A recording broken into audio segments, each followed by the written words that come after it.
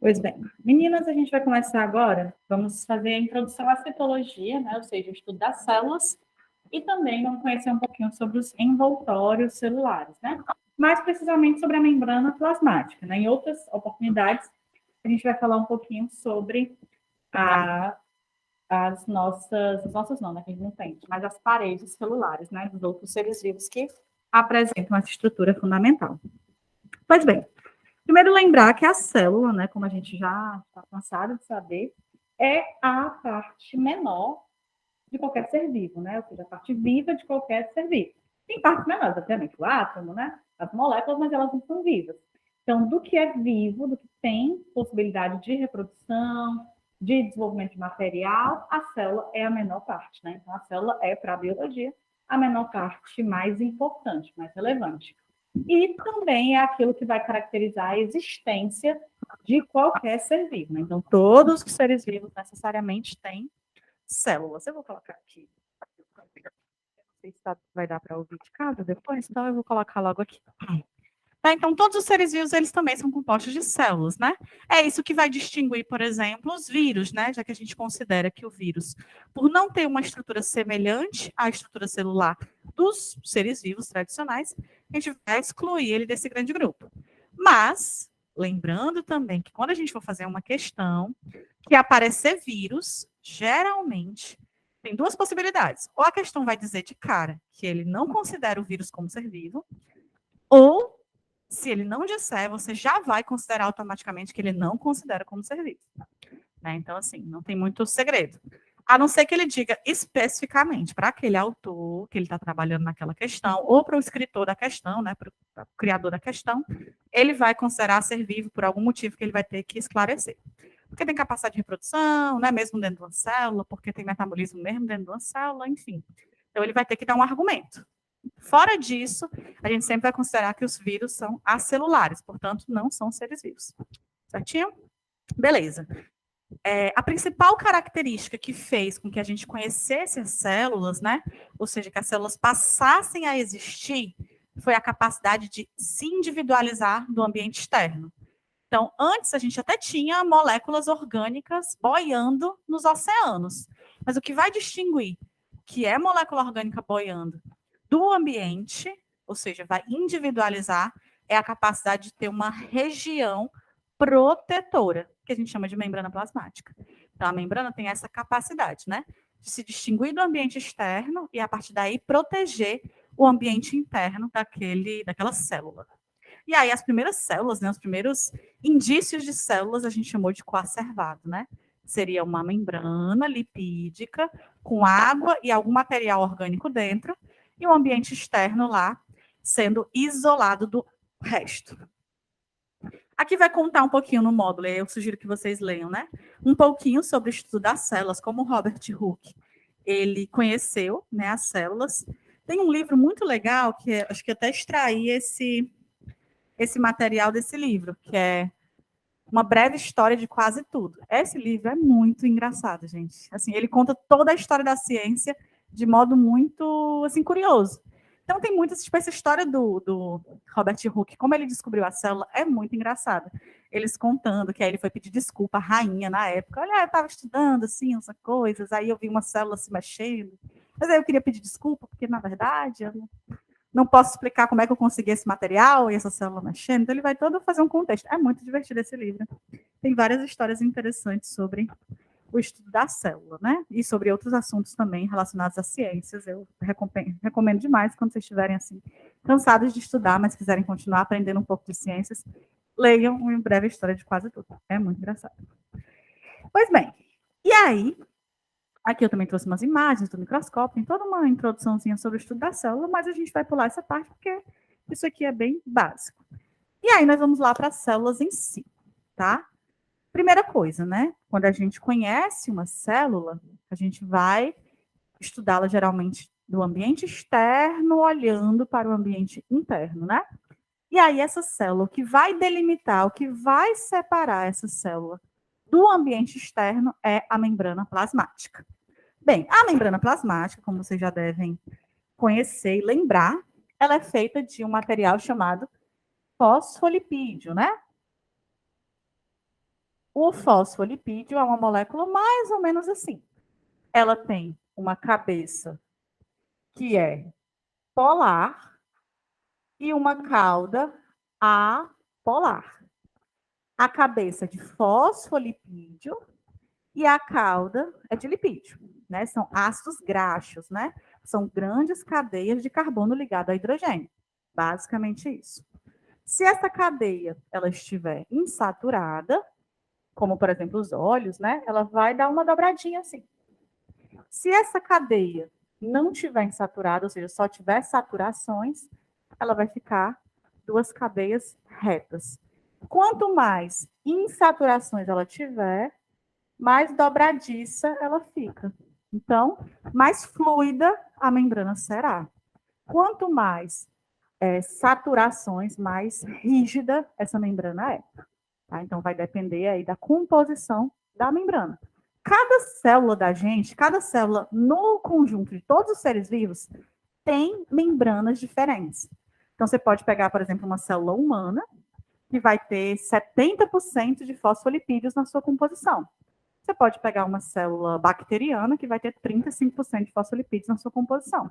O resto vai ser proteína, proteoglicano, glicocálice, outras substâncias. Então, cada célula, dependendo da sua função, vai ter componentes diferentes, mas com certeza toda célula vai ter fosfolipídio, que é necessário para que ela se isole do ambiente.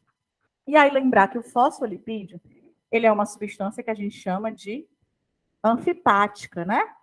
Porque ela tanto se relaciona com a água, como se relaciona também com as substâncias hidrofóbicas, né? Os lipídios, as substâncias que são apolares, né?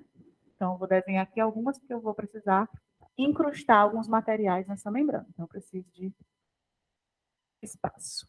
Então, basicamente, a gente tem os fosfolipídios de membrana, né? Que são a principal composição, é aquilo que vai dar a principal característica de qualquer membrana. Bem, além desses fosfolipídios, que são fundamentais para gerar esse isolamento, a gente vai ter proteínas incrustadas nessa membrana.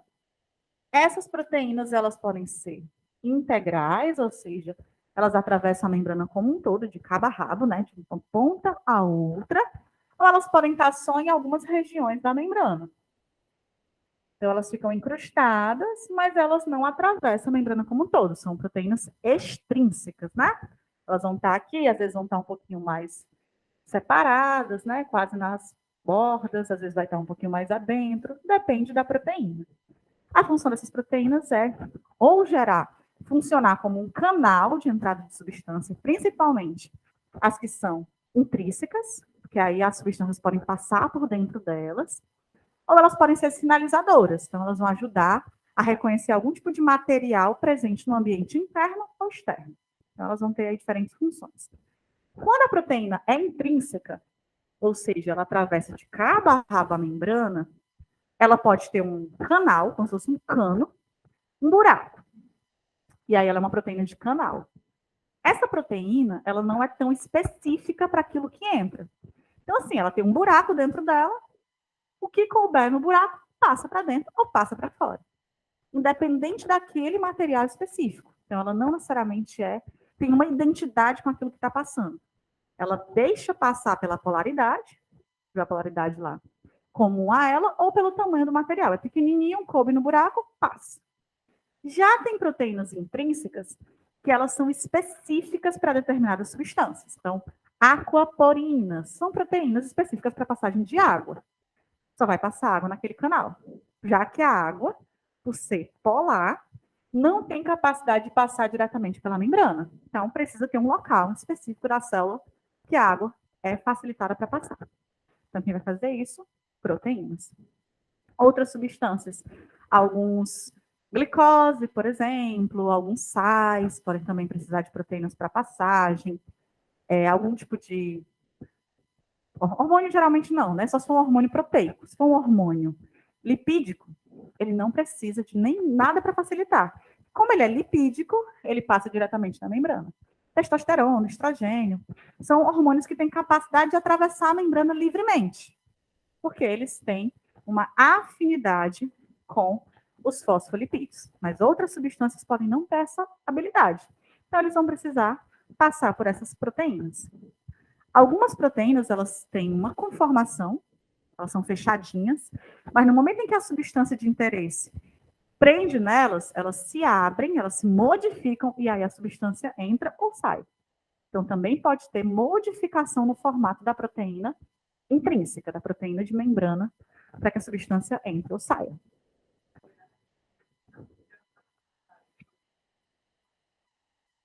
Não, a facilitada pela proteína, a simples diretamente pela membrana. Tem a ver com a polaridade, com a quantidade das substâncias, o tamanho, né? A afinidade dela com a própria composição da membrana. Né? Então, algumas substâncias vão ser facilitadas por proteínas, então elas não gastam nada, mas precisa ser facilitada. Outras não, outras têm capacidade de passar, então o oxigênio passa livremente pela membrana. Então, eu não sei se vocês escutam muitas histórias, o pessoal diz assim, muita gente vai morrer asfixiado pelo gás carbônico por causa da máscara, né? Mas, gente, o gás carbônico e o oxigênio passam diretamente por uma membrana de uma célula, mas não vai passar por uma máscara. Não tem como você inalar gás carbônico e ficar sem ar numa máscara, porque ele passa por uma célula. As pessoas não têm noção do que é isso aqui, do que é uma célula. Né? Então, assim, não dá. Né? É muito pequena. Essas moléculas, elas têm capacidade de passar livremente pela membrana. Principalmente os gases, né? O vírus é um pouco maior. Né? Então, ele tem capacidade, ele fica... E também porque o vírus, ele não vou chamar de camada de solvatação, que não é exatamente isso, mas ele também não vai ficar o vírus boiando no vento. Ele vai estar dentro de uma gotícula, né? Somente uma gotícula de ar, uma gotícula de água, né? Que sai da sua respiração. Então, ele vai estar associado a essa gotícula, então ele pode ficar preso, retido na máscara. É diferente do oxigênio, que vai passar sem ficar retido em nada, né? Então, tem uma diferença também na composição final daquela estrutura, daquela entidade, né? Como a gente chama os vírus. Tá? Então, né? Ninguém vai morrer asfixiado se correr de máscara, né? É mais fácil morrer do vírus do que morrer asfixiado com as máscaras, né? Isso a gente não vai ter tanto problema. Então, a gente vai ter proteínas intrínsecas e extrínsecas, né? E a gente vai ter também uma substância chamada glicocálice, né? Glicocálice, ele é como se fosse uma substância, a gente sempre já desenha assim, né? Parece umas anteninhas na célula, né? E ela pode recobrir a célula inteira, depende do tipo de célula, depende da conformação, da importância, da função, onde é que essa célula vai estar aderida. O glicocálice, ele é basicamente feito de ou lipídio e glicose, né, algum tipo de carboidrato, ou geralmente carboidrato e proteína. E ele é uma substância sinalizadora de tecidos, né? Então, aquelas células que precisam estar em determinados tecidos e, porventura, elas sejam produzidas em algum outro local e precisam migrar para um tecido específico, elas vão ter na sua composição o glicocálice que ajuda a sinalizar a sua região alvo. Então, elas também ajudam no sistema imune, então elas vão detectar alguma substância estranha ao redor da célula, né, para informar o sistema imune. No caso das hemácias, né, não é bem o glicocálice, mas os carboidratos presentes na membrana da hemácia é o que determina se você é tipo A, tipo B, tipo AB, tipo O, né, então é um carboidrato. Vai dar essa distinção do seu tipo sanguíneo. Então, os carboidratos das membranas são muito importantes, né? Eles são uma camada extra, como se fosse uma películazinha de pelos nas células animais, né? Porque já que a gente não tem parede, a gente precisa de alguma coisa que também nos ajude a encontrar os caminhos ali. Então, o glicocálice vai ter essa funçãozinha e ele vai ficar aqui nessa região superior, na região de fora da célula. Então, imaginem que a célula fecha para cá. Aqui é a parte de dentro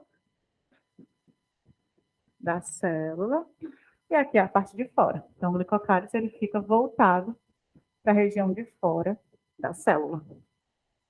Algumas células vão ter também o que a gente chama de proteoglicanos. Proteoglicano, ele é basicamente uma proteína, assim, uma via de proteína, um canalzinho de proteína ligado a alguns carboidratos. E ele também tem uma função sinalizadora, parece uma escova. Então, ele fica lá, em algumas regiões, em algumas células, e ele ajuda também a identificar, trabalha com o sistema imune, reconhecimento celular, reconhecimento de moléculas estranhas que estiverem ao redor. Então, ele também tem uma função semelhante ao glicocálice. Ele também está presente aí em algumas membranas. Tá? Então, ele também é importante Trabalho. Vamos ver o que mais que a gente tem. Glicolipídio, glicoproteína, basicamente não, tudo isso, né? Uma membrana bem rechonchudinha, né? Pois bem, então importante lembrar, né? Que aquilo que é lipídico, aquilo que é apolar, atravessa a membrana, ou aquilo que é muito pequeno, ele também tem capacidade de atravessar a membrana diretamente. Hormônios, né, que são hormônios lipídicos, nem todo hormônio é lipídico, mas os que são lipídicos, né, atravessam a membrana diretamente. Os gases, né, já aquilo que é polar ou muito grande, não tem capacidade de atravessar a membrana. Então, vai precisar de uma proteína para fazer esse trabalho. Aí a gente vai ver na próxima aula quais são os tipos de transporte, né? Se passa diretamente na membrana é simples, se passa por uma proteína, mas não gasta energia, é facilitado, né? Difusão facilitada. Se passa contra o gradiente de concentração e precisa de ATP, é ativo. Se precisa passar por uma modificação da membrana, como um pseudópode, ele é um transporte fagocitose ou pinocitose. Então, tem diferentes modos. Se a água que está passando é osmose, se a substância em si, aí a gente tem já difusão, né, simples, facilitada, tipo transporte ativo, transporte em bloco. Então, tem várias formas de transportar substâncias de dentro para fora da célula, né? Cada uma delas vai ter uma característica a depender do tipo de célula e do tipo de substância transportada, né? Mas isso vai ficar para a nossa próxima aula. Bem, características da membrana, né? Ela tem permeabilidade seletiva, então tem coisas que podem passar e coisas que não podem passar. Se vocês tiverem feito as questões do TD e do módulo, vocês vão ver que essa palavra apareceu 1 trilhão de vezes, né? Permeabilidade seletiva, permeabilidade restritiva, sem permeabilidade seletiva. Não é que ela sabe ou não sabe, mas ela é uma composição bioquímica. Então, assim, se a substância chega próxima e ela não consegue, ela tem algum tipo de repulsão, ela não vai conseguir atravessar. Pode começar pelo glicocálise. Né? Então, o glicocálise vai ser o primeiro sinalizador, é como se fossem uns pelinhos, né? E aí, à medida que aquela substância é uma substância de interesse para a célula, glicose, por exemplo, aí ela vai ter que ver se é possível passar, se há afinidade com a composição da membrana ou se não há afinidade com a composição da membrana. Não havendo afinidade, a substância não passa. Outra coisa que eu esqueci de dizer, que eu esqueci de lembrar aqui, colesterol, né? O colesterol também está presente nas membranas, né? O colesterol bom, né? Quanto mais ele aparece na membrana, mais rígida é a membrana. Então, quanto menos colesterol a célula tem, mais fluida vai ser a membrana. Quanto mais moléculas de colesterol, mais rígida. Algumas substâncias podem precisar algumas células podem precisar de rigidez. Né? Talvez uma célula da pele, por exemplo, não tem espaço para se movimentar tanto, então ela talvez precise de mais colesterol. Outras células talvez precisem de mais maleabilidade, mais movimentação. Uma célula que produz muito hormônio, que precisa excretar esse hormônio, então ele vai precisar de menos colesterol. Então vai depender de cada ambiente celular, de cada função celular. Mas o colesterol também está presente na membrana e também vai garantir essa mobilidade maior ou menor da célula.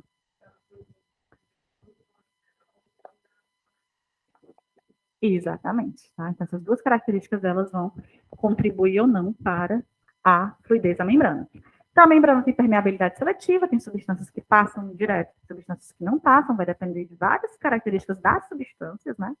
Se é polar, se é grande, se é pequeno, se tem carga, se não tem carga, né?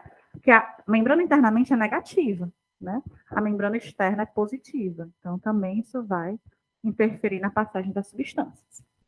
A membrana é anfipática, né? Então, ela tem uma região que é polar e uma região que é apolar, que fica guardada, escondida da região polar, escondida da água. Ela tem uma baixa tensão superficial, então, se você toca nela, né? Os fosfolipídios se afastam, depois eles retornam. Né? Então, eles têm essa capacidade de modificação. Uma curiosidade interessante. Esses fosfolipídios, eles podem se trocar assim, né? Na mesma camada, eles podem fazer trocas. Mas para trocar em cima com o de baixo, também pode acontecer. Isso demora dias. Mas eles geralmente só acontece, que a gente chama de flipping, que é a mudança, quando tem uma proteína do lado. Tem proteínas que chamam de discriminação, tipo, elas têm um nomezinho que lembra flipping, que lembra giro, né? E elas ficam do lado, e aí, às vezes, o fosfolipídio de cima, ele vira para baixo e de baixo para cima. Para quê? Eu não sei, não tem muita utilidade, né? Dá tanto trabalho, mas pode acontecer também. Ele pode sair de cima para baixo e virar. Ah, tem um motivo, na verdade. Porque a membrana, quando ela é produzida, ela é produzida numa camada. Então, para outra camada existir, tem que ter flipping. Então, ela produz um lado da membrana, depois ela dobra a membrana. Aí sim, elas descem metade dos fosfolipídios para formar a membrana completa. Então, tem uma utilidade fazer esse flipping em algum momento, no surgimento da célula. Depois que a membrana está pronta, não precisa mais. Ela acaba quase não mudando de cima para baixo, mas nas laterais há muita modificação. Então, os cientistas observaram muito isso, né? Eles colocavam substâncias fluorescentes em todas, né? Uma região, então todas elas brilhavam. Depois ele apagava algumas. Aí depois ele percebia que as que estavam apagadas iam para outra banda e as luminosas ficavam juntas. Então alguma coisa está se mexendo. Aí foi quando eles se tocaram que há movimentação dentro da mesma camada livremente. Elas começam a fluir de um lado para o outro. Dependendo da posição. Se tiver muito colesterol, vai fluir bem menos. Se tiver mais, tiver menos colesterol, flui mais. Com muito colesterol, flui bem menos. Ela tem baixa, né, ela tem uma alta resistência elétrica, então ela é difícil de condução, ela não é uma boa condutora, ainda bem, né? Tem uma alta resistência mecânica, então ela tem capacidade de se afastar e voltar. Não é tão simples de destruir uma membrana, né? É mais fácil destruir a membrana com materiais biológicos, né? Sabão, alguma coisa do tipo, mas com movimentação mecânica, não. Ela se modifica, mas depois ela volta para a sua composição normal. Regeneração, ela também tem capacidade de produzir os seus novos fosfolipídios, né? Então, ela produz, regenera, volta para o lugar. Elasticidade, ela se afasta e volta. E as proteínas aí, receptores também, que a gente comentou. Bem, proteínas, glicídios, colesterol, tudo isso que a gente já falou, né? Suas partes. Agora, vamos falar um pouquinho sobre algumas especializações da membrana, ou seja, coisas que a membrana tem que fazem, né, facilitam a sua comunicação com outras células ou com o tecido específico em que ela se encontra. Então, imagine que a gente tem aqui uma célula e outra célula.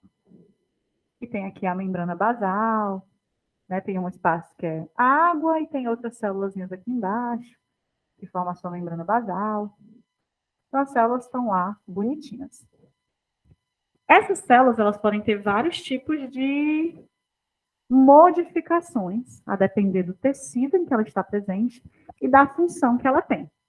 Uma dessas são as microvilosidades, né? E aí, as microvilosidades a gente encontra principalmente nas células do sistema digestório, né? Porque a microvilosidade tem uma função de absorção. Então, quando ela se modifica, ao invés de eu fazer a absorção de substâncias só nessa camada aqui, ó, eu estou fazendo a absorção de substâncias, isso aqui tudo.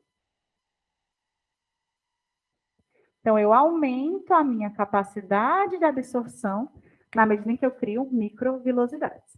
Então, as células do sistema do intestino, por exemplo, têm microvilosidades, que aí isso aumenta muito, né? Esse pregueamento aumenta muito a superfície de contato com o ambiente, né? Com a substância que vai ser incorporada. Então, uma das variações é isso, microvilosidades. A outra é o desmossomo, né? O que é o desmossomo? O desmossomo é como se ele criasse uma posso dizer, uma teia, né, que vai ligar essas células. Mais ou menos assim. Então, eu preciso conectar uma célula à outra, dependendo do tecido, principalmente tecido epitelial. O epitelial é o clássico, né? Porque eu preciso manter essas células unidas. Então, para mantê-las unidas, eu preciso de uma estrutura que garanta uma liga entre elas. Então, o desmossomo vai ter essa função de ligar células vizinhas, né? De fazer uma adesão entre essas células. O M-desmossomos, por sua vez, ele vai ligar a célula, M quer dizer metade, né? Então, ele liga a célula à sua base. Então, ao invés de ter nas duas células vizinhas, ele vai ter da célula principal conectando ela, esses fios de queratina, à sua base, à sua região específica, para que não haja deslocamento. Então, se eu tenho um tecido que não pode se mover, é diferente de célula de sangue, não vai ter isso, né? Porque a célula de sangue tem que estar uma hora aqui, outra lá no pé, e vai-se embora. Mas uma célula da pele, por exemplo, não tem isso, ela não deve sair do seu lugar. Então, ela precisa se prender ao tecido padrão, né? O tecido conjuntivo que está embaixo dela. Aí ela se liga por hemidesmossomo. E liga uma a outra por desmossomo. Porque é metade. Porque ao invés de ser uma célula do tecido epitelial ligada a outra célula do tecido epitelial, então as duas produzindo queratina, aqui não, eu tenho a célula do tecido epitelial produzindo queratina para se agarrar na célula do tecido conjuntivo. Então a outra não tem muito compromisso, apesar dela também não poder sair, né? Mas ela está agarrada porque está lá, né? Ela precisa sustentar a outra, mas ela não precisa produzir esse material diretamente, tá? Por isso que é M. E aí a gente tem um conjunto de junções celulares, né? Ou seja, substâncias que juntam duas células por algum motivo específico. Algumas dessas junções. Junção de adesão. A junção de adesão, ela é muito semelhante ao desmossomo. A diferença é muito provavelmente o material, né? Enquanto uma é de queratina, a junção de adesão pode ser de actina. Então, o que muda é o material de produção, mas a forma, a lógica, né, a função é a mesma. Aderir duas células para não permitir que elas se soltem uma da outra. Tá? Então, elas se agarram, formam um cinturão também, e aí eu seguro uma célula a outra, né? E aí, no caso da junção de adesão, é como se fosse uma fita adesiva entre as duas. Então, tem um materialzinho que gira uma liga, assim, uma cola, que vai juntar uma célula à outra. Não é tão rígida, mas tem, de certa maneira, uma junçãozinha ali. A outra junção é a de oclusão. Aí, ocluir significa fechar mesmo. Então, a junção de oclusão, ela fecha de tal modo o canal entre duas células que faz com que qualquer substância que, porventura, ia passar aqui no meio, não consiga passar. Aí ele vai ser forçado a passar por dentro da célula. Então, ele oclui a passagem entre duas células. Ou passa por dentro ou não passa. Então, se uma bactéria queria atravessar aqui o tecido bem sabidinha, ela não consegue. E a junção de oclusão fecha totalmente o encontro entre duas células. A de adesão, não. Ela é um pouco menos rígida. Mas a de oclusão, não. Ela realmente fecha. Então, são fibras muito rígidas para fechar essa região. Já tem células que têm junções que são comunicantes, né? Ou seja, é um canal mesmo que se cria entre uma célula e outra para que haja transmissão de material. Água, sais, nutrientes podem passar de uma célula para outra. Visto que, nesse caso, por exemplo, tecido epitelial, eu não tenho tecido sanguíneo, né? Eu não tenho tecido sanguíneo do tecido epitelial. Essa pelezinha mais fina que a gente tem, se a gente arrancar, não sangra, né? Porque não tem tecido sanguíneo. Então, como é que essas células vão se nutrir? Alguma delas vai pegar da basal, vai receber o nutriente e aí vai passar de uma para outra pelos canais comunicantes. Vai passar por difusão. Né? Então, é uma forma de fazer com que esse tecido que não tem vascularização sobreviva. Junção comunicante. Basicamente é isso. Perguntas? Vocês fizeram o TD e o módulo? Vocês não fez o TD? Pois vamos começar respondendo as dúvidas do módulo e aí depois a gente vai para as dúvidas do TD também. Dúvidas do módulo. Deixa eu abrir aqui as questões do módulo. Para a gente.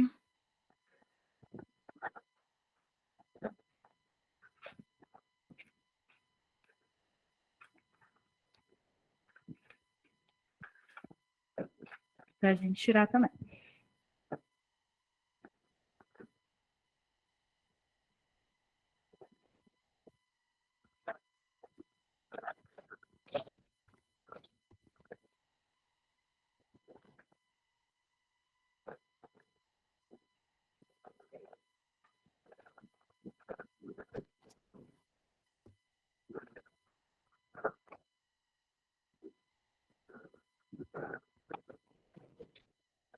Vamos assistir aquelas cantoras. Isso, saudade.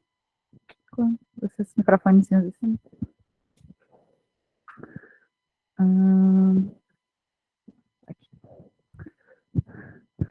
Alguma questão que vocês querem que eu faça do módulo? A sexta? Vamos lá, então. Sexta questão do módulo. Me disse essa aqui.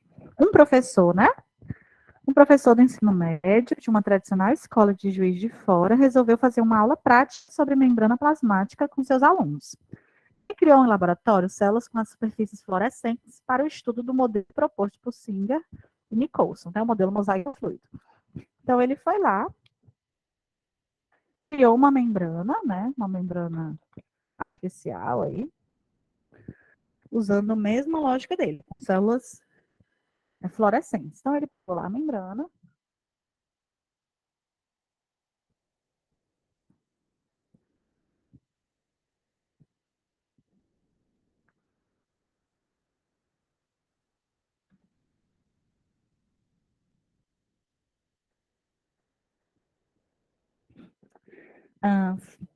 Ele criou um laboratório, células com as superfícies fluorescentes para o estudo do modelo proposto por Singer e Nicholson.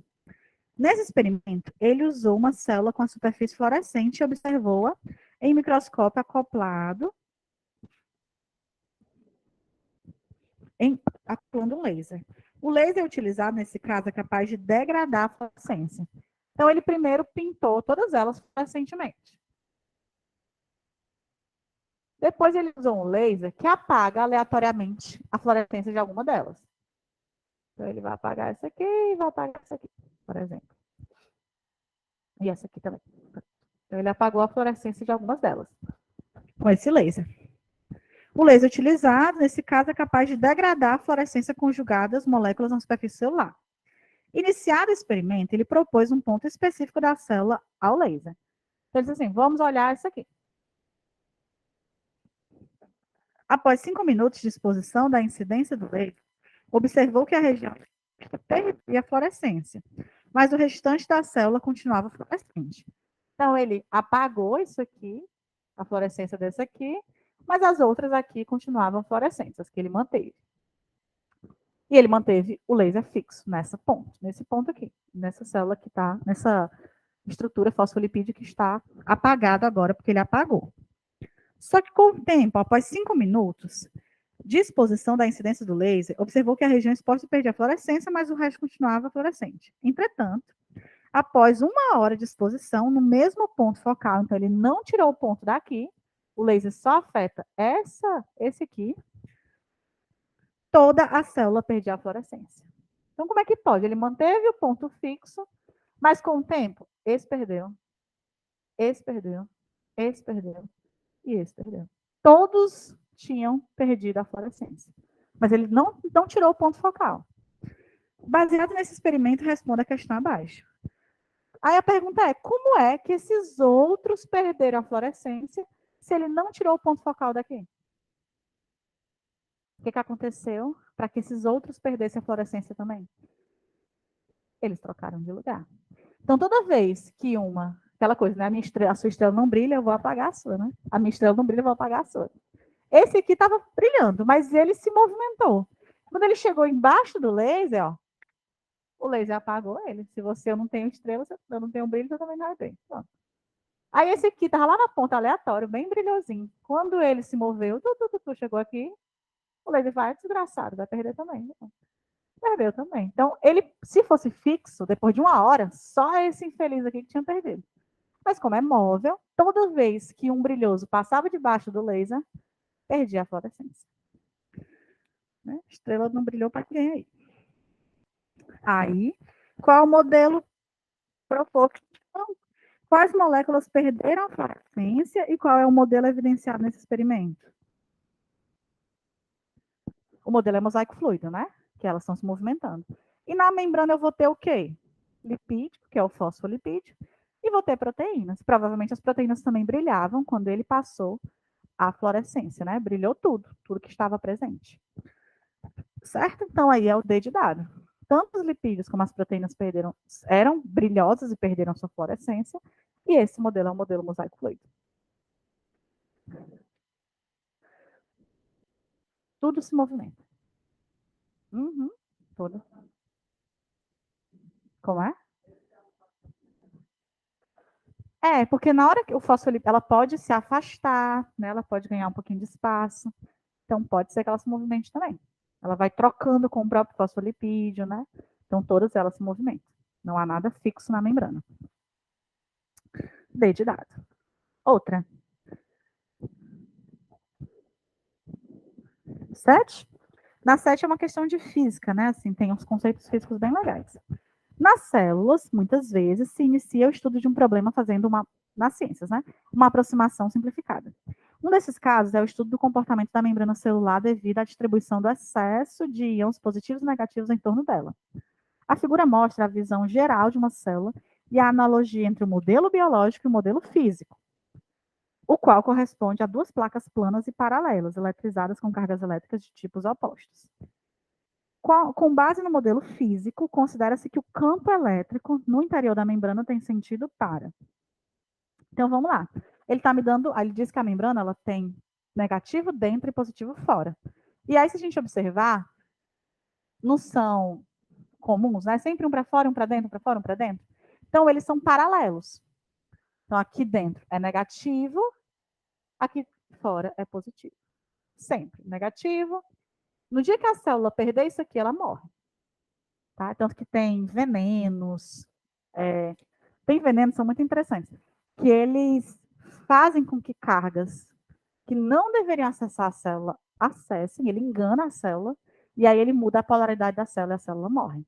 Então, os venenos, alguns venenos mais químicos, né? Eles fazem isso, eles deixam, por exemplo, o potássio aí em excesso, ou o sódio entra demais, e a célula não consegue controlar. Somente os neurônios. Aí entra tanta carga que a célula neutraliza. No dia que a célula perde sua polaridade, ela morre. Pelas distribuições diferentes de cargas. Né? Então, como, por exemplo, o sódio e o potássio são positivos, né? E aí sempre há a saída de mais cargas positivas do que a entrada de positivas. Então, sempre há um desequilíbrio. Está sempre negativo dentro da célula, por conta das cargas, tanto dos aminoácidos presentes na célula, como também dos sais presentes nas células e presentes no ambiente externo. É sempre negativo dentro. Então, é uma placa paralela.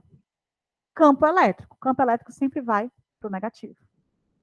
É um princípio físico. Então, o campo elétrico ele se volta para o negativo. Então, o campo elétrico da célula é sempre para dentro. A negatividade está sempre para cá. Então, o campo elétrico para dentro. Agora, ele quer saber a intensidade, né? Se a intensidade varia, a intensidade é constante. Se houvesse uma desigualdade dentro e fora, né, no sentido de quantidades de cargas, a gente poderia dizer que era variável, mas não é, ele é constante, porque elas são paralelas, totalmente paralelas. Então, como eu tenho sempre uma quantidade idênticas de fosfolipídios em cima e fosfolipídios embaixo, elas são sempre paralelas, como num campo elétrico, paralelo, e aí é constante essa intensidade. É sempre comum, sempre constante. Não tem nenhuma região que tenha desigualdade, pelo emparelhamento perfeito, tá? Então, nesse caso, eu tenho o campo elétrico voltado para a região de dentro e a intensidade é constante dentro de uma célula, tá? A relação dentro e fora da célula é sempre constante. Não há alteração. Beleza? Se alterou a célula, morre, né? Coitado do neurônio, é o que mais sofre nessa brincadeira toda de morrer por mudança de carga. Outra questão.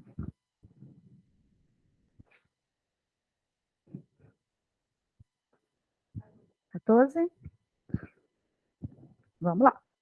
As setas 1, 2 e 3, na figura seguinte, indicam biomoléculas componentes da membrana plasmática em uma célula animal. Aí, o que é que vocês acham que é um aí? Um é o glicocálice, né? Tem esse formato. Geralmente, esse desenhozinho significa o glicocálice. O 2 é uma proteína, né? E o 3, o fósforo do lipídio, né? É a parte fosfática do lipídio, né? Do fosfolipídio. Muito bem. Então, já identificamos, vamos lá para as questões. Com base nas funções desempenhadas pela membrana em diferentes tipos celulares, é correto afirmar que? O que eu posso afirmar dessa imagem? A biomolécula que atua no reconhecimento celular. Então, essa está correta. Aí a 2 ele diz que é um fosfolipídio? Não, né? A 2 é uma proteína. Ele diz, na C, A3 é um polissacarídeo? Não, né? Polissacarídeo é um carboidrato, né? Nesse caso, A3 é uma proteína. Na B, as biomoléculas 1 e 3 são proteínas? Não, né? A1 é um glicocálise, né? Um carboidrato. E A3 é um fósforo do fosfolipídio. Os biomoléculas 2 e 3 são aminoácidos também? Não, né? Do glicocálise? Não, não, não, não. Certo? Então, só pode ser A mesmo.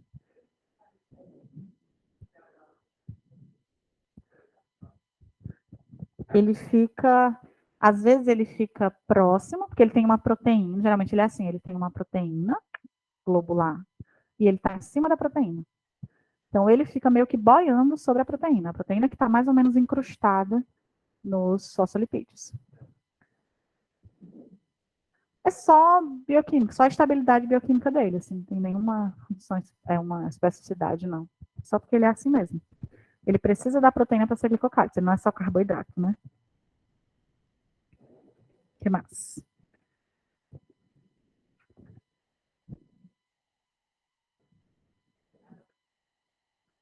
XIX. Texto para a questão, né? Então, tem uma imagenzinha aí. Agora, no microscópio, vamos ver a ameba se alimentar de outra através da fagocitose. Aí tá lá a ameba, tá lá ela, não aconteceu nada. É que eu fico sem graça em almoçar com os outros, né? Essa imagem me lembra uma professora uma vez contando que estava estudando polvos, né? E elas estavam tentando ver a reprodução dos polvos. Mas toda vez que eles ligavam a luz, os polvos paravam. E ficavam olhando, tipo assim, olhando para eles, né? Tipo, nós não vamos fazer nada na frente de você. Aí eles saíam, desligavam a luz, os povos se agarrar lá. Aí quando eles voltavam, aí eles não faziam nada na frente dos humanos. É engraçado, né? São animais muito inteligentes. Eles preservam a privacidade deles. Eles já estão, né, assim, incorporar a moral humana, né? Não dá, né? Aí a evolução não está trabalhando, né? Toda isso. Sobre o processo indicado na tirinha, pode-se inferir que. Então, ele está falando aí que a ameba ela se alimenta por fagocitose, né? Fagocitose é quando a gente incorpora uma matéria sólida para dentro, né? Aí tem uma diferença assim, que a gente vai ver quando for transporte em bloco, né? Tem a fagocitose, que é para material sólido, tem a pinocitose, que é quando esse material está diluído em água. Aí são processos diferentes. A célula, na fagocitose, envolve e envia partículas sólidas ao seu exterior. Já morreu aí, né? Na fagocitose, ela traz para dentro, né? Não é para fora. Um exemplo bastante clássico desse processo ocorre no nosso sistema imunológico, quando os macrófagos, são células de defesa, fagocitam os micro-organismos patógenos. Então, fagocitar é trazer para dentro, né? Então, o erro está aí. O da expulsão é só exocitose, né?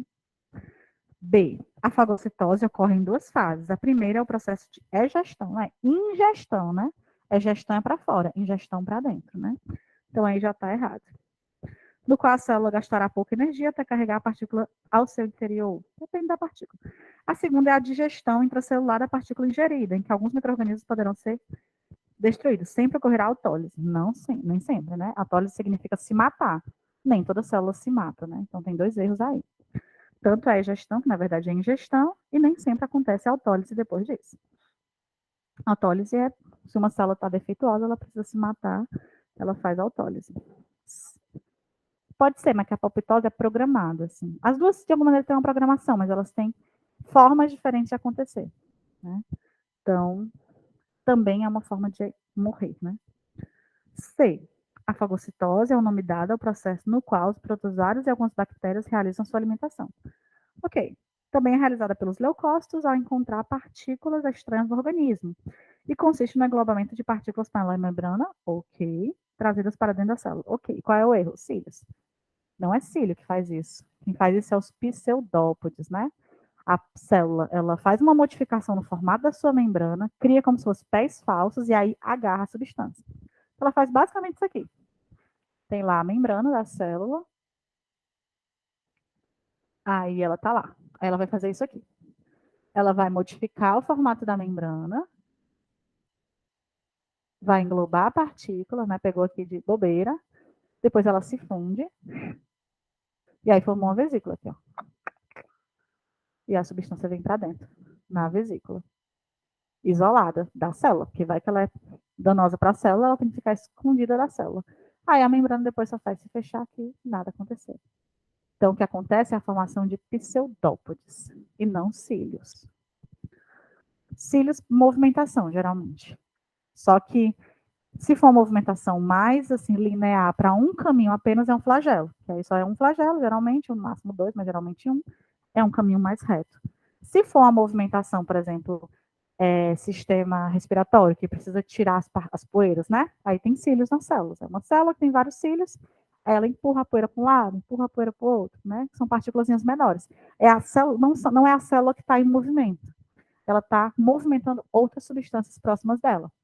O flagelo não, o flagelo faz com que a célula se movimente. É o caso do espermatozoide, né?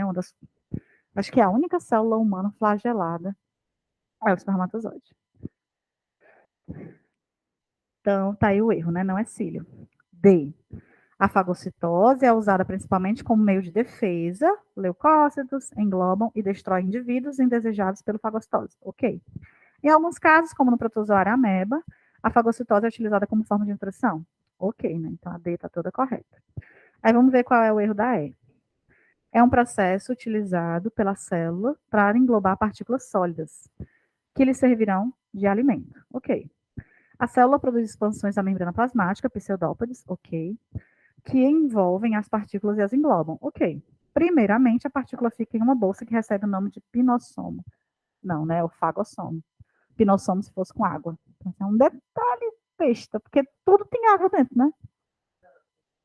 Pinocitose é quando aquela substância que a célula engloba está diluída em água.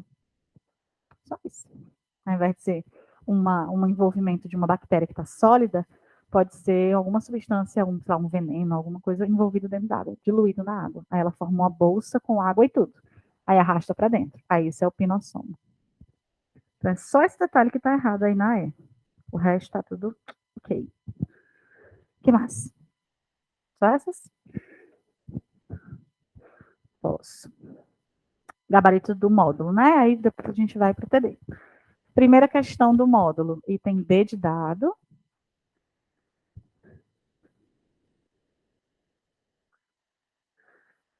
A primeira questão é D, a segunda é B de bola, a terceira é D de dado, a quarta é B de bola, a quinta é E de elefantinho, a sexta é D de dado, a sétima é E de elefantinho, a 8 é D de dadinho, a 9 é B de bolinha, a 10 é E de esquistossomose. A 11 é C de candidíase. Mas piorou, né? A 12 é A de AIDS. HIV. HIV não, que HIV é com H, né? Daqui, HIV. AIDS. A 13 é B de... Uma doença com B. Beriberi. A 14 é A de ancilostomia. A 15 é C de coronavírus. A 16 também é C de coronavírus. A 17 é D de doença de Chagas. A 18 também é D de doença de Chagas. Na verdade, esse TD é quase tudo D, né? 19 é D também de doença de Chagas. A 20 é B de beriberi, né? A 21 é A de oscilostomias. 22 é B. E 23 é B também. Engraçado que eu tenho a impressão, quando eu vou resolver questões, que nunca tem item A, né? Item A é uma raridade, assim. Ninguém coloca o A, parece. Geralmente eles colocam o D.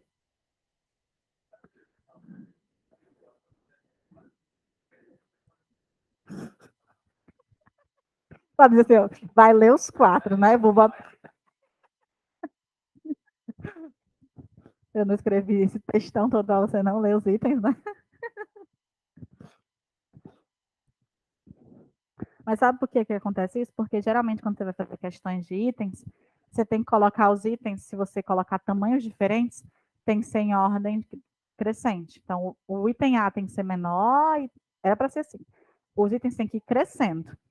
Então, geralmente, o item correto ele é mais complexo do que os outros, né? Então, eles colocam no final porque ele é maior. Aí você tem que dar umas enroladas também, né? Quando você vai fazer questões também, para não ficar tão óbvio. TD?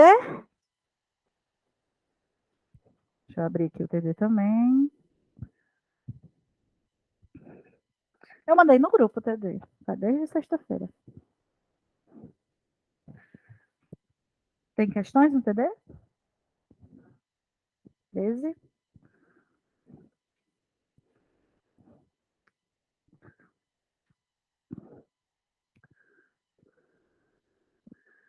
13. O colesterol e os triglicerídeos são lipídios muito importantes na composição dos organismos vivos, pois eles são componentes das membranas plasmáticas, ajudam na absorção de impactos e no controle da temperatura corporal como matéria-prima para síntese de hormônios e esteroides, né? Então, o colesterol ele é síntese de hormônio. O triglicerídeo ele é somente para acúmulo de energia, né? Acúmulo energético. Mas uma coisa interessante, que aquilo que a Globo não mostra, né? A membrana plasmática, ela era para ser um triglicerídeo. Porque o que é um triglicerídeo? É um glicerol, né? Um álcool ligado a 3 ácidos graxos. Isso é o triglicerídeo, certo? É um glicerol, um álcool ligado a 3 ácidos graxos. O que é a membrana? A membrana é um glicerol ligado a 2 ácidos graxos e a terceira ligação que deveria ser para formar um ácido graxo para formar um triglicerídeo, ela é o fosfato. Então, é isso que acontece na membrana. Ela tem 2 ácidos graxos ligados a um glicerol e o fosfato é a terceira ligação. Então, elas são muito parecidas. Aí, beleza. Então, nós temos lá um grande engano, né? Aí, ele vai dizer o seguinte, na questão. A fração, a estrutura, devido à natureza... Cadê a Vanessa? Devido à natureza apolar, em estruturas... essas síntese... Devido à natureza apolar, essas substâncias são transportadas na corrente sanguínea em... Onde é que eu estou, meu Deus do céu? O colesterol e os triglicerídeos são lipídios muito importantes na composição dos organismos vivos, pois eles são componentes das membranas plasmáticas, ajudam na absorção de impactos e no controle da temperatura corporal e como matéria-prima para a síntese de hormônios esteroides. Devido à natureza apolar, essas substâncias são transportadas na corrente sanguínea em estruturas denominadas de lipoproteínas, os hormônios, né? A estrutura básica das lipoproteínas é idêntica, variando somente de tamanho e proporção entre os seus componentes. A fração proteica é composta de apoproteínas, enquanto que a parte lipídica é formada por colesterol, triglicerídeos e fosfolipídios, conforme mostra a figura a seguir. Então, essas substâncias, os hormônios, eles passeiam pelo sangue, não é livre, né? Porque ele não conseguiria fazer isso porque o sangue é aquoso, né?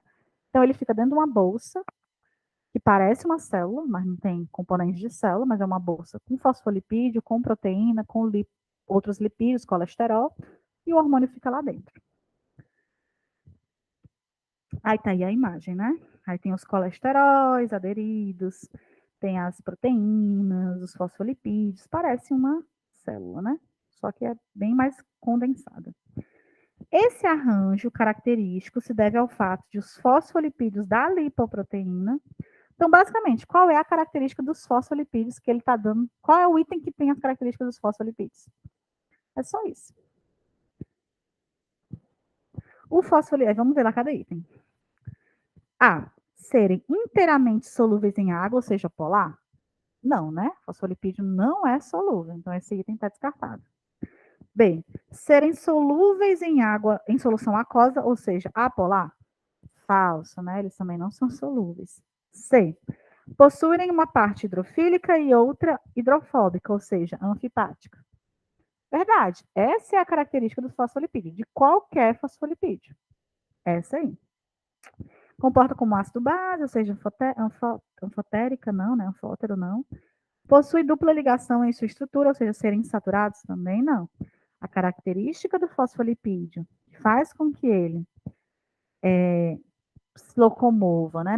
Consiga se locomover, mas no sangue, né? No líquido aquoso, mas que faz com que ele se locomova nesse formato, ou seja, escondendo sua parte lipídica, né? E deixando o fosfato à mostra, é porque ele é hidrofílico e hidrofóbico, tá? Então aí é o item C. Essa é a característica dos fosfolipídios. O que mais?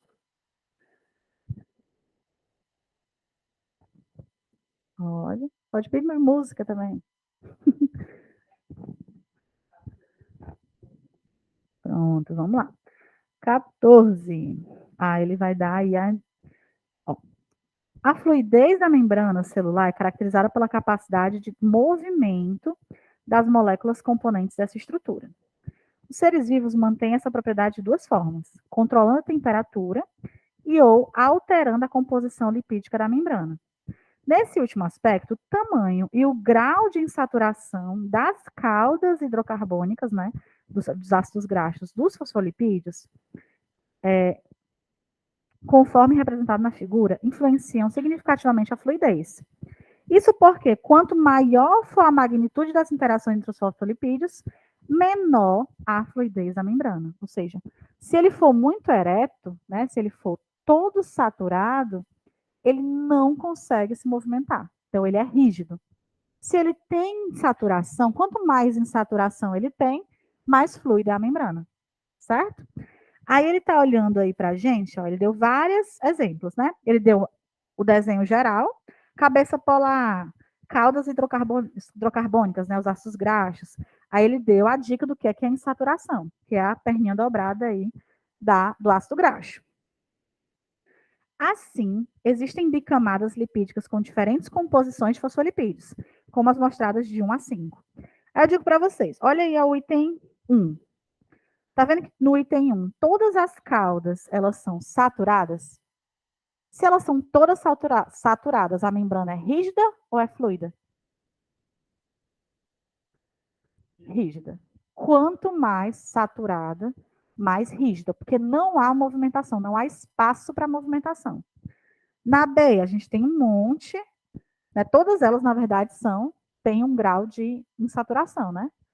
Então, na B, eu tenho, dos desenhos aí, é a que mais tem insaturação. Se ela tem mais insaturação, ela é mais fluida. Percebe? Não, porque nesse caso, poderia até influenciar, mas aqui ele não deu nenhum problema para a gente, né? No tamanho. Talvez se ele fosse maior, com mais insaturações, seria mais, acho que mais fluida. Tá? Ele vai até dizer, né? O tamanho e o grau de insaturação das caudas hidrocarbonetas dos fosfolipídios, conforme influenciam significativamente a fluidez. Então, provavelmente, quanto maior, que vai ter mais carboidratos para se fluir ou para se ligar. Então, por exemplo, se ela é comprida, mas está tudo saturado, ela é muito rígida. Agora, se ela é comprida, mas ela tem muitas insaturações, significa que tem mais interligações distantes. Então, isso permite maior fluidez. Tá? Então, aí é o item B, né? 2. O 2 tem mais insaturações, portanto, ele é mais fluido. O que mais? A 17 que você falou? 17. O reconhecimento celular é realizado através de estruturas existentes nas membranas. Na figura abaixo, os números que representam as estruturas responsáveis pelo reconhecimento celular são. E aí, quais são as estruturas que vão fazer sinalização dessa célula? Quem é que é responsável? O glicocálice, né? E o glicocálice. Exatamente. Esse Yzinho, né? Esse paz e amor aí em cima da célula.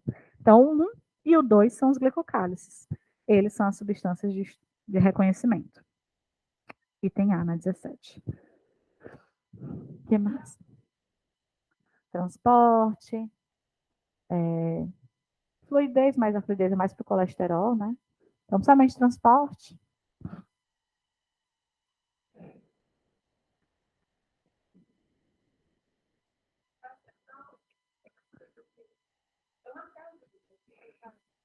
Na 11. Vamos lá na 11. Deixa eu ver aqui. A figura ilustra a estrutura molecular da membrana, né? Aí vamos ver. A estrutura indicada pelo número 1, então 1 é uma proteína de canal, né? Uma proteína que tem um buracão aí. A, ela é responsável pelo quê? Pela rigidez da membrana, uma vez que é constituída de celulose? Não, né? B, pelo transporte de pequenas moléculas, tais como aminoácidos e monossacarídeos. Ok, uma proteína de canal. C, pelo fluxo de gases respiratórios consumidos e produzidos na respiração? Não, porque os gases passam diretamente pela membrana, transporte passivo. Direto, simples. D, pela fluidez da membrana, que já que é formada por lipídios? Também não, isso é uma proteína, e o que dá fluidez é a formação, né, conformação dos fosfolipídios e a presença de colesterol. É, pelo fluxo de água na célula, em função do gasto energético. A água, ela faz difusão facilitada. Então, mesmo que isso fosse uma aquaporina, que é uma proteína que passa água, não tem gasto. A água pode passar só pela... Poderia ser, porque a gente não tem como saber exatamente que proteína é essa, né? Ela é uma proteína de canal, mas podia ser uma aquaporina, né? Uhum. Desmossomos são fios de queratina que ligam a célula à outra, para manter elas aderidas. Esse bicho aqui que tem que ter muita criatividade para interpretar. O que mais? 18? A composição assimétrica da membrana plasmática possibilita alguns processos fundamentais para o funcionamento celular. Um processo associado diretamente à estrutura assimétrica da membrana plasmática é. Então, qual é a função aí que a membrana vai ter? Assimétrica porque não é tipo assim, de um lado tem uma proteína, do outro lado vai ter a mesma proteína. Não, né? Tem proteína aqui, aqui, assim, ela é toda distribuída de proteínas aleatoriamente, né? As proteínas têm mobilidade, então elas podem estar de um lado, do outro, cima, embaixo, onde elas quiserem. E aí ele quer saber uma das funções dessa membrana, né? E aí a única coisa que aparece aí como função da membrana é o transporte seletivo de substâncias, né? A síntese de proteínas é feita pelo ribossomo dentro da célula, né? O armazenamento de glicídio, fígado, né? É o órgão que faz esse tipo de armazenamento. Transcrição da informação genética, DNA para RNA, né? Núcleo celular. Então, a função da membrana mesmo é o transporte seletivo de substâncias. Mais algumas? Alguma? Terceiro item da primeira. Assinale as seguintes afirmações sobre membrana plasmática e assinale VOF, né? Cada tipo de membrana possui proteína específica que funciona como porta de entrada e saída de moléculas do meio interno para o meio externo e vice-versa. Ok. B. 2, né? Mosaico fluido é o modelo válido para explicar a membrana plasmática, mas não para as membranas que envolvem as organelas celulares. Falso. As organelas celulares, elas são fruto da membrana plasmática, elas são uma evolução da membrana plasmática. Então, todas as organelas membranosas têm a mesma composição de membrana da membrana plasmática, que elas vieram dela. Terceiro, as proteínas periféricas, que ficam boiando aqui em cima, aqui embaixo, aqui, se encontram embutidas na membrana, interagindo fortemente com as porções hidrofóbicas dos lipídios, e por essa razão são de difícil isolamento em laboratório. Na verdade, elas só podem se fixar aqui porque elas têm algum grau de relação com a porção hidrofílica. Quer dizer, perdão, com a porção lipofílica, né? Com essa porção também lipídica. Ela não tem só relação com a parte hidrofóbica. Tá? Então ela se incrusta, ela entra, senão ela ficava boiando assim. E ela não está boiando, ela está incrustada. Então ela precisa ter alguma relação com o lipídio. Tá? Então ela não é absolutamente hidrofóbica, né? Aí depende, mas não. Isso é só de queixa. Tudo é possível, se em laboratório você isola tudo, né? Então, assim, não tem esse negócio de não conseguir isolar, não dá para isolar. Né? Então é falso. E aí, O2, CO2, ácidos graxos e hormônios e esteroides são substâncias que entram e saem da célula por difusão simples, pois o movimento acontece apenas pela força do gradiente de concentração. Verdade, né? Eles são lipídicos, então eles têm capacidade de passar na membrana.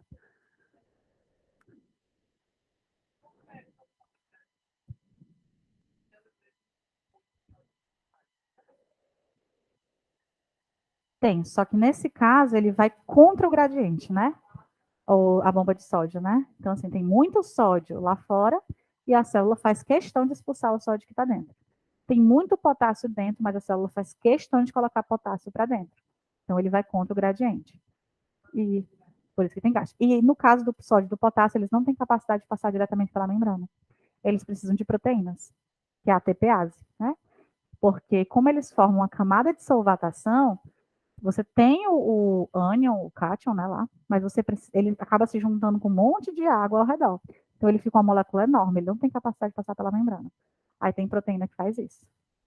No caso do oxigênio e do gás carbônico, não. Se tiver a célula consumiu o oxigênio, baixou a quantidade de oxigênio, o oxigênio passa direto na membrana.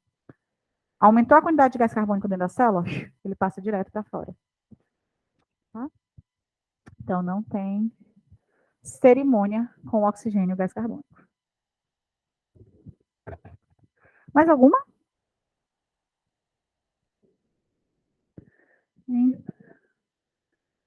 Maria, com certeza vai cair na prova da UES. Uma questão de citologia e de bioquímica.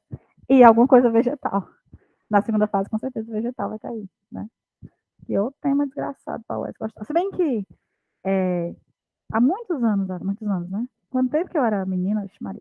Alguns anos atrás, quando tinha outra pessoa que fazia a prova da UES, que eu não sei se já morreu, né? Essa outra pessoa adorava fisiologia vegetal. Mas mudou. Acho que em 2018 mudou a pessoa que fazia a prova. Então, dos últimos anos para cá, a prova se diversificou muito. Tanto ficou mais fácil a primeira fase de biologia, muito mais fácil do que antes. Deu uma modificação boa mesmo. E diversificou muito. É um, professor são professores da UES, né, que fazem as questões mesmo. É um banco da UES. Essa pessoa antiga, ela não tinha amor no coração, não, né? Ela tinha muito. Não, acho que às vezes a pessoa só que acho que tem um tempo que eles ficam na banca e depois eles trocam e tal. Não, ele já era velho, né? Assim, é, não, eu lembro que trocou, mas é que a gente nunca sabe quem é a banca, né? Assim, a gente só ouve falar. E como eu tive um tempo que eu estagiei lá, aí a gente sabia que teve uma quebra muito grande das questões. Então, deu uma variabilidade, deu uma variada bem boa, assim, eu acho, né? Ficou bem mais geral de 2018 para cá. A prova era mais cruel, assim, tinha muito detalhe de fisiologia humana e fisiologia vegetal. Mas agora não, tá bem mais leve. Ah, é um feliz. Como é? Né? O problema é que, geralmente, quem faz esses vestibulares são professores de áreas específicas, né? Então, assim, eles, por exemplo, se é um professor no caso da biologia, é um professor que trabalha com plantas, as questões de plantas são muito difíceis. Aí você pega uma questão de outro assunto, tipo, sei lá, citologia é bem facinha. Ou uma questão de zoologia, tipo, que animal está na imagem? É um peixe. É tipo assim, a pessoa tem umas coisas, tipo, absurdas nas questões.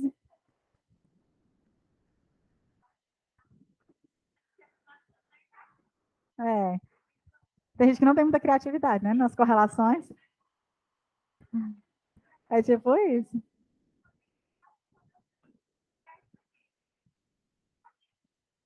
Teve uma prova do concurso do Estado, para professor do Estado, que a banca era a UES. E aí tinha umas questões assim de ecologia muito difíceis. Com certeza aquele infeliz era da ecologia.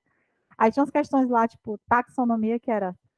Bastava você saber o básico, tipo, o nome de uma parte, do gênero, lá você conseguia fechar toda a minha filha.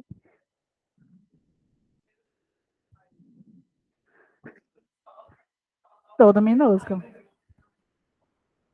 É.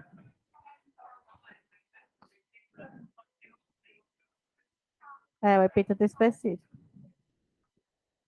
Ou itálico sublinhado, né? Aí o primeiro, sempre são nomes em latim ou latinizados, né? E aí o primeiro sempre tem a letra maiúscula, né? O gênero, e o epíteto específico é sempre todo em minúsculo. É, exatamente. Geralmente o gênero é um pouco mais rígido, porque tem algum grau de semelhança com outras espécies, né? Então tem que ter o gênero comum, mas o epíteto específico é você. Desde que você latinize a palavra, você pode botar parede. Aí você bota paredium, tá? Tem que ser latim, obrigatoriamente. Eu não não sei, mas muito, muito certamente vai cair a questão de bioquímica. Provavelmente, eles gostam muito de bioquímica. Ou vitaminas, sempre tem vitaminas, ou ácidos nucleicos, alguma besteira de ácido nucleico. Diferença do ácido RNA, DNA, coisas assim. E algum sistema, provavelmente, sempre cai. Às vezes cai. E vai cair alguma coisa de biodiversidade. Sempre ecologia. Mas sabe o que cai também? Fisiologia animal comparada. Fisiologia animal comparada. Tipo assim, o peixe tem determinado tipo de respiração. É, sempre tem uma. É, sempre, né, os pobres.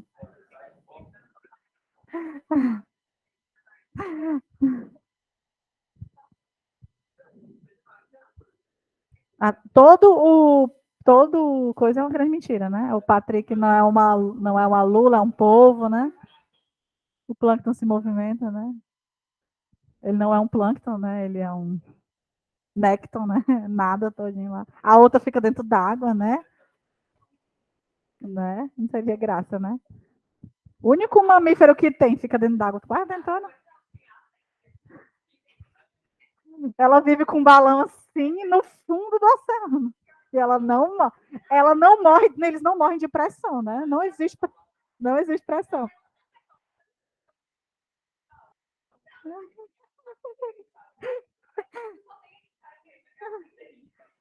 E a filha dele é uma baleia, né? Então, assim, o processo evolutivo, assim, foi, né? É. Foi uma hipermutação que levou de um tipo para o outro, né? Assim, impressionante. Sim, deixa eu dar o TD do gabarito, né? Quer dizer, TD do gabarito é ótimo, né? O gabarito do TD. Primeira questão. C. De. C de quê, meu Deus? Um desenho com C.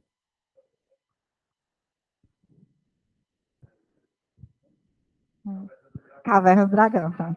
Então, a segunda com C também, Caverna do Dragão, e a terceira com C também, Caverna do Dragão. Quarta questão, A. Um desenho com A. As três espiãs demais. Quinta questão, B de bola. Bob Esponja. Sexta questão, Bob Esponja. Sétima questão, desenho com D. Jimmy Neutron, Dengue. Vixe. Oitava, D também. Outro desenho com D. Dragon Ball Z. Nona questão é.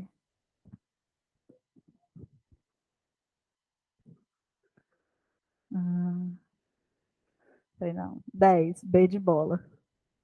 11, B de bola. 12, B de bola. 13, C. Se for uma questão de citologia, é B, né, gente? Tudo no B, que só tem B aqui nesse negócio. 13, C. 14, B. 15, C. 16, B. 17, A. 18, C. Muito bem. E aí, na sexta, a gente vai falar sobre transporte intermembranar.